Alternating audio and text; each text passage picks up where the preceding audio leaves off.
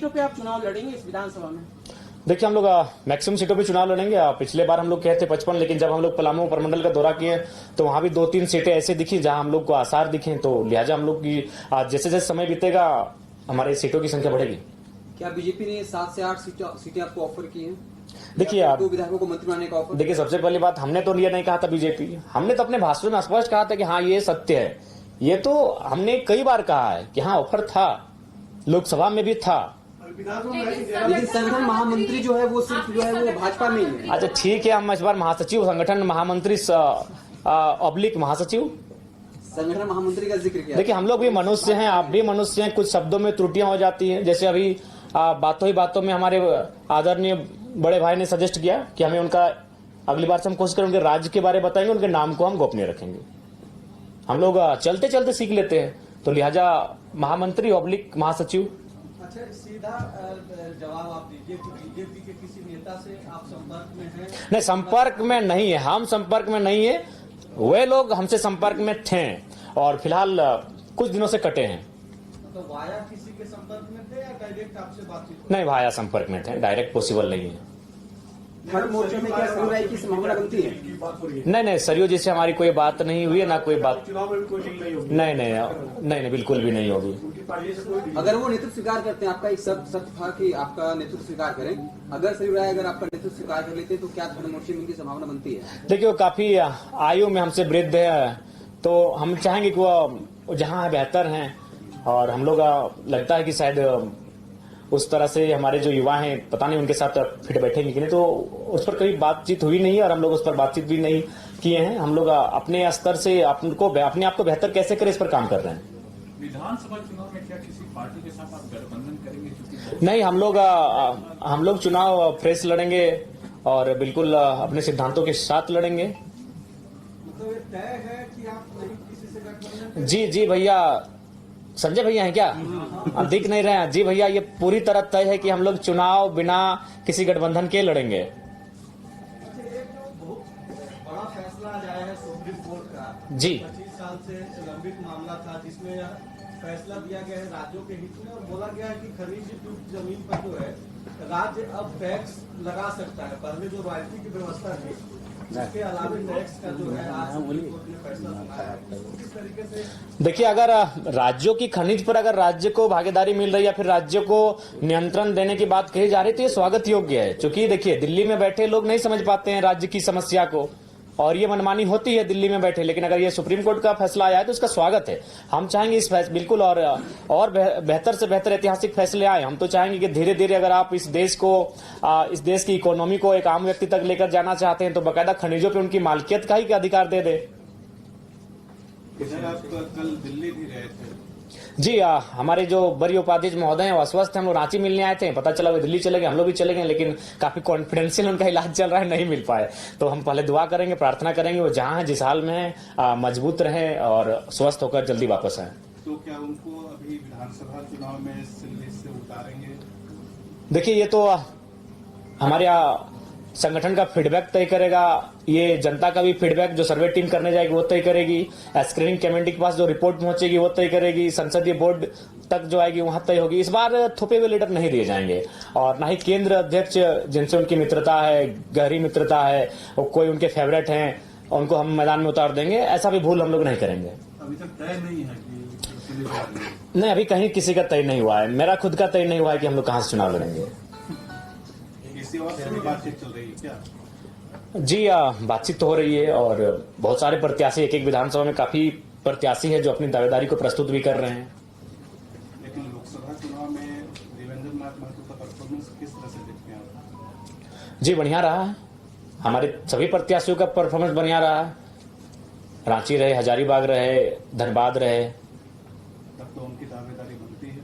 देखिए, दावेदारी संगठन के वोट है, वोट प्रत्याशी के लिए संगठन के वोट हैं, तो संगठन तय करेगी।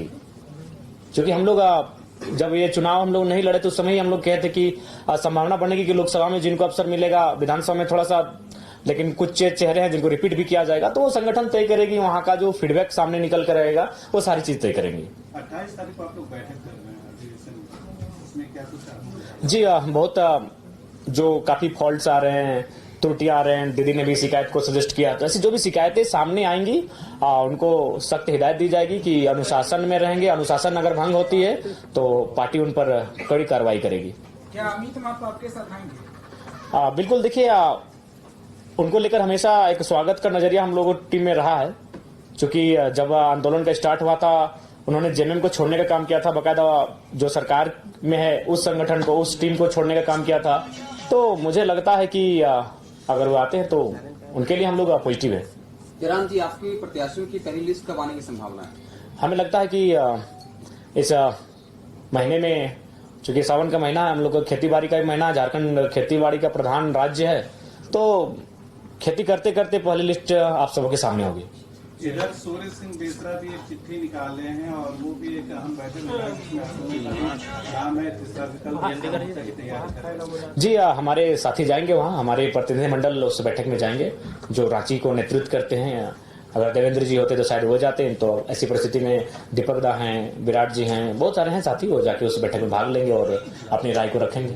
तीसरा मोर्चा की तरफ आप लोग देख रहे हैं झारखंड में, जिस तरह से दो धड़ा बढ़ चुका है, इंडिया गठबंधन हो गया, एनडीए गठबंधन। जी, हम लोग तीसरे विकल्प की ओर बढ़ रहे हैं और अगर विचारधाराएं समान चलती हैं तो नो डाउट हम लोग आएंगे एक साथ। देखिए, जहां तक पार्टी के रजिस्ट्रेशन का सवाल है, अंतिम पड़ाव की ओर है और हमें आशा है कि एक सप्ताह के भीतर हम लोग का पार्टी का रजिस्ट्रेशन नंबर अलॉटमेंट कर दिया जाएगा। कुछ त्रुटियां आई, चूंकि कुछ लोग केंद्र तक पहुंचे थे कि हमारी पार्टी का रजिस्ट्रेशन ना हो, जो कि दुर्भाग्य है। लोकतांत्रिक देश है, हमें हराइए, मैदान में उतर कर हराइए, हमें बुरी तरह हराइए, इतना बुरी तरह हराइए कि हम लोग 2029 में चुनाव लड़ने का हौसला ना रख पाए, ऐसे हराइए हमें। लेकिन आप पार्टी रजिस्ट्रेशन को डिस्टर्ब करते हैं, ये थोड़ा सा एक लोकतांत्रिक देश में उचित नहीं था। संसद में बजट पास हुआ है, झारखंड को जो कुछ मिला है, क्या आप उससे संतुष्ट हैं? नहीं, बिल्कुल संतुष्ट नहीं है। झारखंड को जो मिला है बहुत सारी खामियां हैं और हम लोग संसद की जब आपने बात कही है तो हम जितने भी हमारे 14 नवनिर्वाचित सांसद चुन के गए हैं उनसे भी हमारा संदेश होगा कि जो झारखंड को एक विशेष राज्य दिलाने के लिए अपनी आवाज को बुलंद करें और विशेषकर जो झारखंड के जमीन संबंधित कानूने हैं उनको लेकर अपनी आवाज को बुलंद करें। झारखंड के जो विस्थापितों के मामले हैं उनको लेकर अपनी आवाज बुलंद करें। और आपके बातों ही बातों में पता चले कि आज केंद्रीय मंत्री भी आए हैं, तो अगर उन तक हमारी आवाज नो डाउट जाएगी ही, कहीं ना कहीं उनके कानों तक जाएगी किसी न किसी माध्यम से। तो उनको हम यही कहना चाहेंगे कि आप आए हैं कोयलांचल में आपका स्वागत है, लेकिन कोशिश कीजिएगा कि कोयलांचल के कोयले में जो आग लगी है केवल उसको देख के मत जाइएगा, कोयलांचल के जो विस्थापित थे उनके कलेजे में जो आग लगी उसको भी देख कर जाइएगा। और सांसदों से आग्रह होगा विशेषकर जमीन कानूनों को, क्योंकि मैं 2 सालों से लगातार मैं कह रहा हूं, आज अगर मेरे घर में सबसे ज्यादा अगर शिकायतें कहीं से आई है तो जमीन संबंधित आई है। जमीन संबंधित इसलिए आई है क्योंकि ये बिल गेट्स ने दुनिया को बताया है कि आज के डेट में सबसे बड़ी संपत्ति कुछ है तो वह जमीन है। तो इसलिए यहाँ के लोगों की जमीनों पर जोरदार लूट मची है। वही उस समय जब सीएनटी और एसपीटी की कानूनें हैं, इन कानूनों को धराशायी करते हुए लूट जब मची है, तो ऐसे में सोच सकते हैं कि आम व्यक्ति न्याय के लिए कितना संघर्ष कर रहा है। तो इसलिए मेरा मानना है कि इस राज्य को एक विशेष राज्य का दर्जा दे, इस बात की आवाज उठाई जाए, इस राज्य को संरक्षण मिले, इस बात की आवाज उठाई जाए। और आवश्यकता है, नहीं तो आज देख सकते हैं असुरी जनजाति समापन की ओर है, बिरोहरी समुदाय अपने बहुत समापन की ओर जा रहे हैं। बहुत सारे ऐसे समुदाय हैं जो लगभग नग्न हो रहे हैं। तो इनको अगर बचाना है, संरक्षण देना है, तो मुझे लगता है इस विषय पर पहल करनी चाहिए। रांची राजधानी में आंदोलन का शुरुआत होता है, जब आप दूरी बताकर देखिए, सबसे पहली बात, अच्छा एक बात बताइए, हम ऐसा थोड़ी है कि कहीं हम लोग पिकनिक स्पॉट पे बैठे हैं। सबसे पहली बात, अगर रिजवान जी को कुछ होता है, मोतीलाल जी को कुछ होता है, संजय जी को कुछ होता है, मनोज जी को कुछ होता है, देवेंद्र जी को कुछ होता है, तो पूरा राज्य जानता है। लेकिन हम जहां थे वहां 3 दिनों से हाथियों का आतंक था। अगर वहां समस्याएं नहीं होती हम आते, हम समस्याओं के बीच घिरे थे। तो इसलिए सबसे पहली बात आपको इस बात को जानना होगा कि एक समय में कई आंदोलन हम लोग करते हैं। जैसे एक दिन 4 जगह हमारी टीम धरना पर बैठी थी और चारों जगह कहीं 7 लाख, कहीं 12 लाख, कहीं 16 लाख मौजा लेके उठी। तो हर जगह जयराम महतो का जा पाना संभव नहीं है। हर आंदोलन को हम लोगों ने समर्थन किया है। तो संगठन इसीलिए होता है। आप किसी भी संगठन की बात कीजिए, क्या हर जगह आजसू या जेएमएम के केंद्रीय अध्यक्ष पहुंचते हैं? तो नो डाउट आज बीते 2 सालों में जनता की उम्मीद बनकर अगर कोई आया तो हमारा संगठन आया है।